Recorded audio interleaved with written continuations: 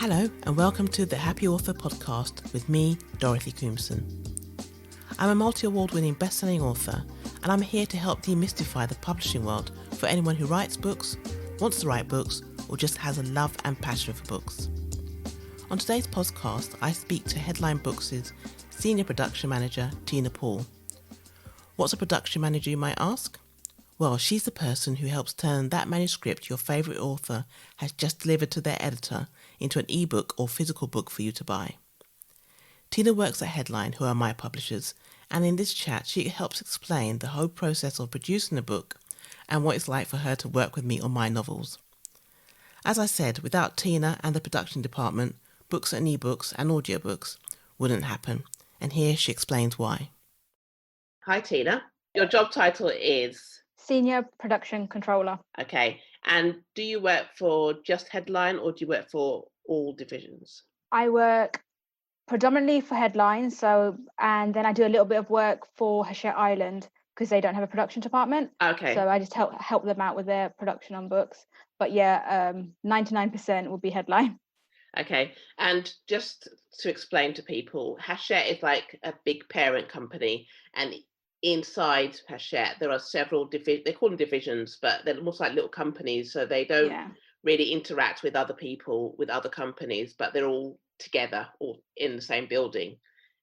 Well, they used to be. Now everyone's at home, but they used to be all in the same building, but they were kind of next to each other, weren't they? So you work for Headline, who are my current publishers for my last two books. Yep. So I work for Headline.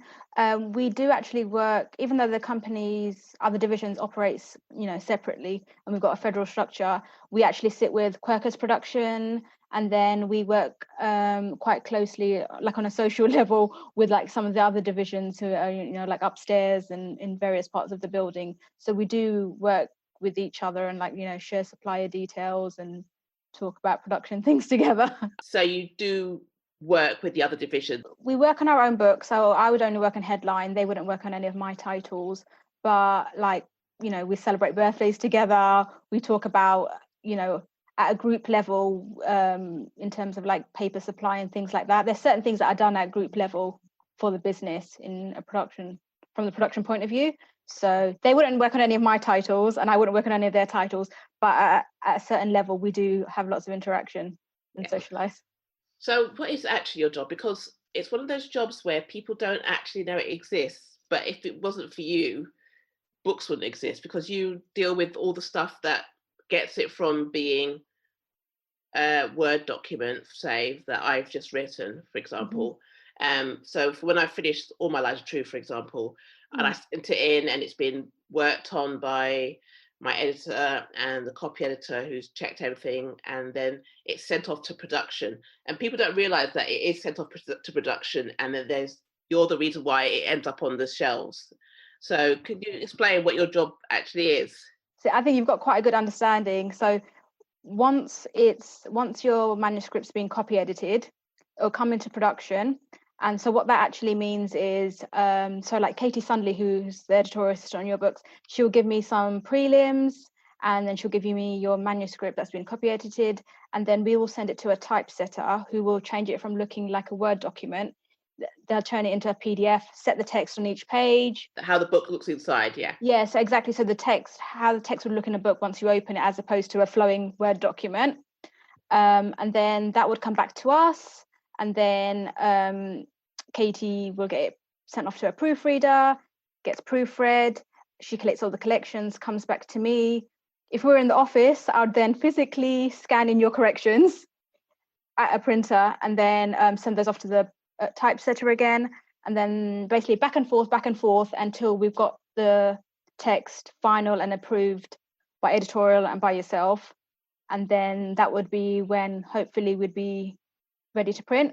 So kind of key to my role is keeping everyone to their deadlines and letting them know what those deadlines are. So when you have a publication date, the first thing someone will ask me is, what are the deadlines? When does this need to be into production? When are we going to print? Is when we're working up to the wire. When are we going to print?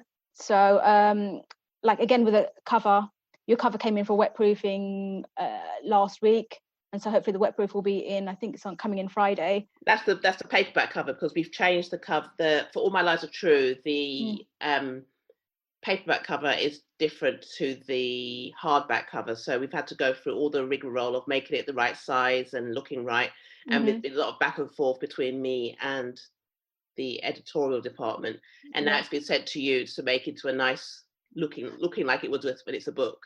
Yep. So part of my role is, on certain books we get them wet proof. So when there's complex finishes on a cover, we like to see what it looks like before we actually send it to print. So we do that on your hardbacks and your paperbacks. So then you know exactly what it's going to turn out like. If anyone's not happy with the color or anything, it can be modified at that stage. So I'd say, from your point of view, it will be the deadline part of keeping everyone on track. So letting design and editorial know what the deadlines are for time, kind of like project managing the book in a way. So and then another aspect of my role is, a lot of it's doing things to budget and costing things up. So we'll have monthly sign-off meetings, and then I'll be like, there's various editions of the book, and just put all the numbers in and make sure obviously it's a profitable book, and editorial put all their costs in, design put all their costs in, and make sure we're making a healthy profit for you and for us.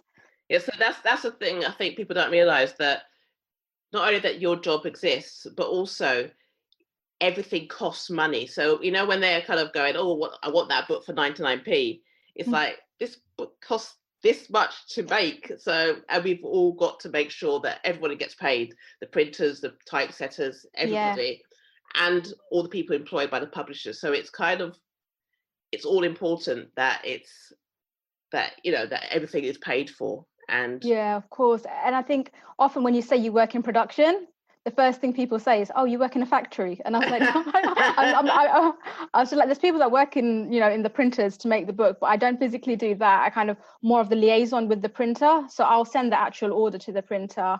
And then when you have all the specifications of the book, I would make sure that I would be like, oh, Jen, what color case, we'll speak with the designer and with editorial, and whether the author wants input in terms of what color do you want the case, what color do you want the foil on the spine, various elements, of the book, where, like, for example, I work on such a variety of books. So it could be anything from like, women's fiction, lots of non-fiction, cookbooks, joke books, graphic novels, anything and everything.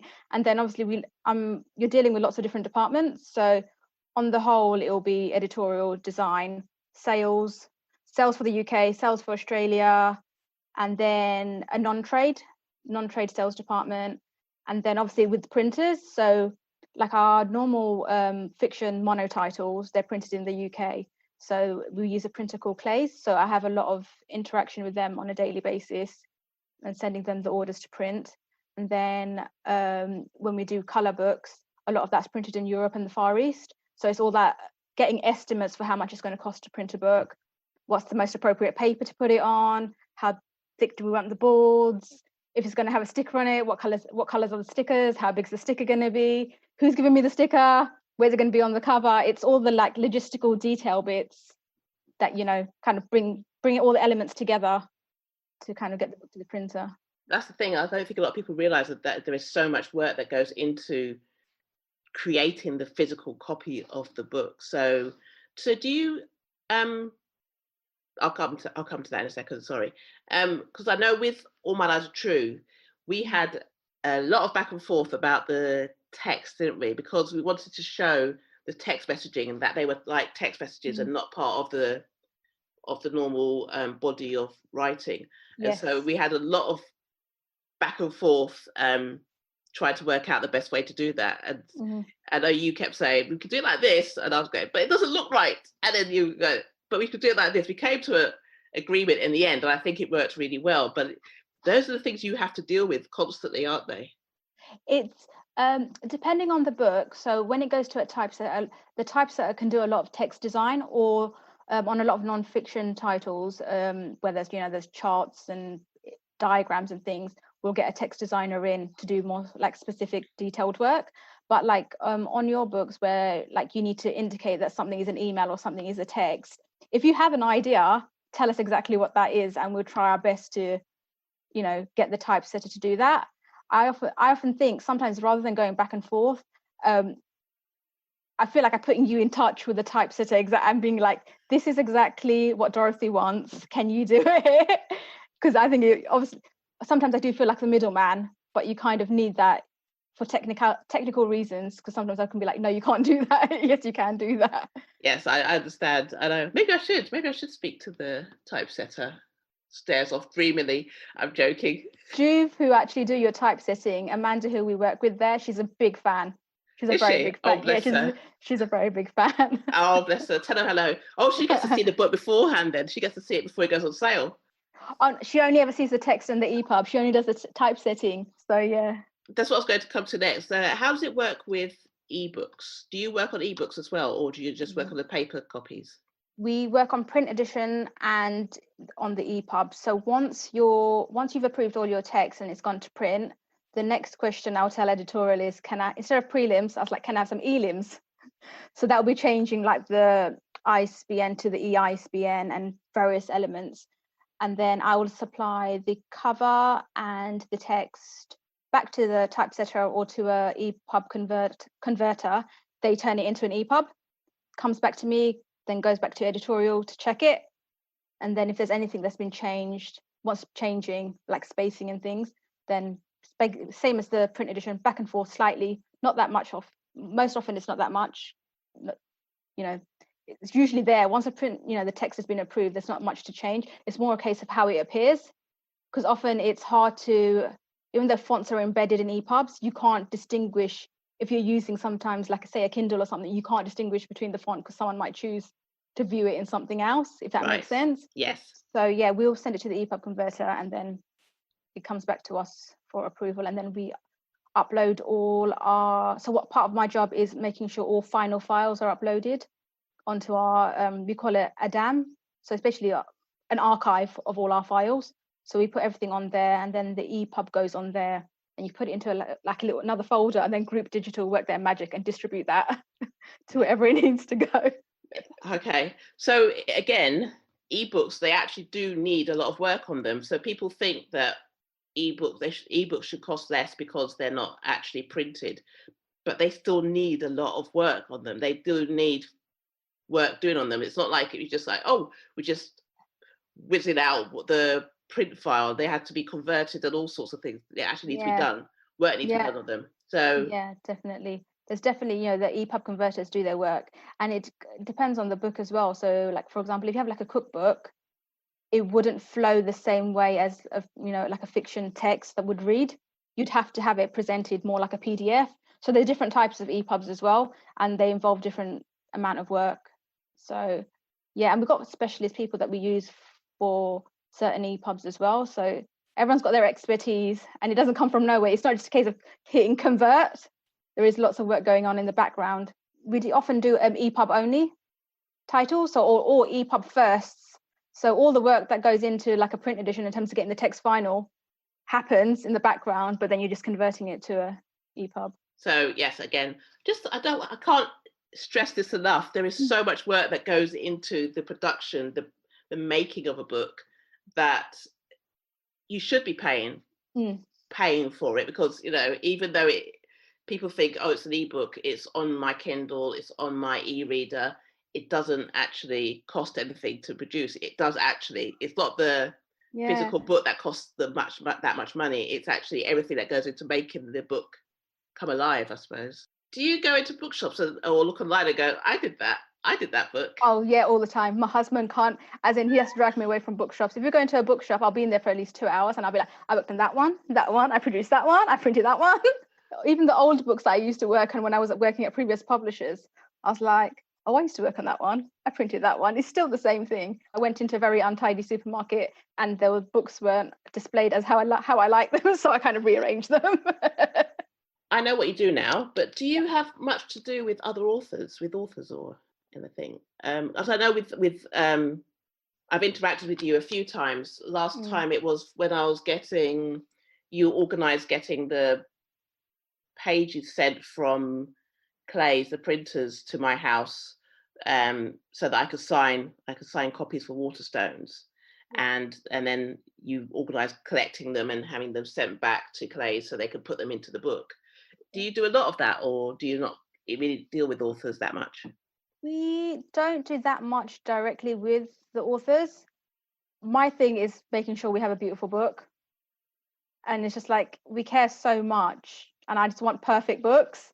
So my main interaction, as you said, like, would be sending you tip-ins and things to sign. The sign pages are called tip-ins, aren't they? Yeah. Yes, because I'm guessing lots of people who are listening won't know what a tip-in is. I don't want to ruin the illusion of our signed books.